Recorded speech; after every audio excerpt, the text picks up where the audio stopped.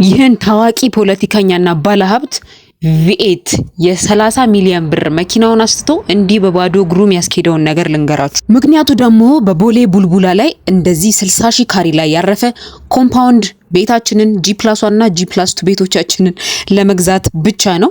G+2 44 ሚሊዮን፣ G+1 ደግሞ 65 ሚሊዮን ብር ነው።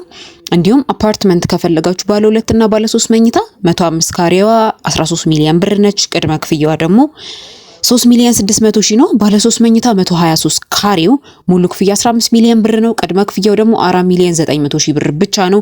እነዚህ ከ3 ወር እስከ 6 ወር የምትረከቧቸውን 60 ሺህ ካሬ ኮምፓውንድ መኪና 10 20 መኪና እንደፈለጋችሁ መደረድሩበትን ድግስ፣ ሰርግ፣ ልደት እንደልባችሁ የምታረጉበትን ግቢ በ13 ሚሊዮን ብር ብቻ የግላችሁ አድርጉ።